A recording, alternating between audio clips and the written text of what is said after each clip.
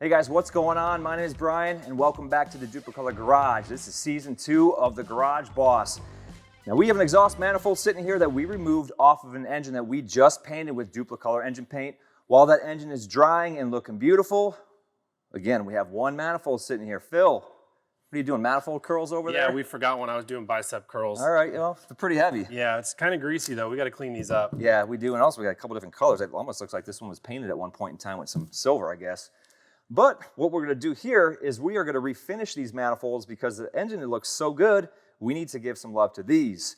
And we're going to do so by using our VHT Flameproof primer and cast iron. I think that'll look great on there. Sounds good to me. Accent the blue. Yeah, it will look really good.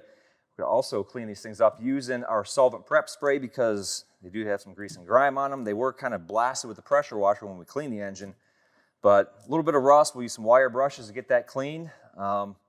We're going to show you exactly what we're going to do and how you can do it in your own garage at home. All right, let's get going.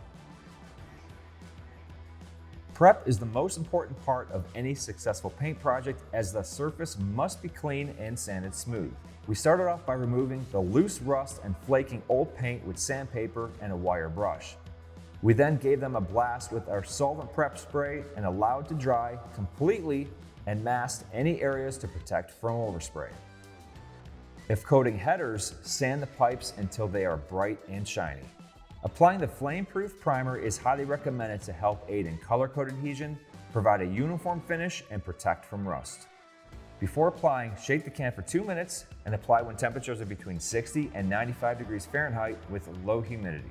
To apply, hold the can 6 to 8 inches from the surface and apply 2 to 3 light coats in an even back and forth sweeping motion, followed by one heavier final coat. Apply the paint as evenly as possible and maintain a wet look for best film consistency throughout.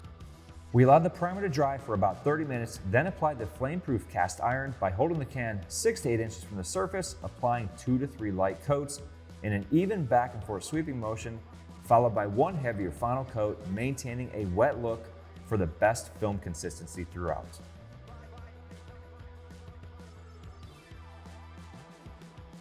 Phil, these came out awesome. The color looks really good. What'd you do? Yeah, thanks, Brian. So after a good thorough cleaning, a little bit of sanding, a once over to make sure we had all the grease off, I laid down a coat of the primer. Yep. About 30 minutes, laid down the paint, 2 coats of that, about 20, 30 minutes apart. And here you have it, the final product. All right, well, they look awesome. Now, the next step here is we're going to let them dry for about an hour before we can even touch them and put them on the engine that these are meant for. But the next step now after that is curing. Now, there's 2 ways to go about curing these things. You can either cure them on the engine by running it through heat cycles, or you can throw them in an old grill, run it through heat cycles on the grill or in the grill as well. All of the curing instructions are on the back of the can or on the VHT website. Now, this job took pretty much Phil just a matter of a few hours of getting these things cleaned and painted. They look great, and it's something that you can do in your own garage and be your own garage boss and get the same results that we achieved here. Now, if you want to find out more information about the products that we used in this project or more great products from VHT, visit vhtpaint.com.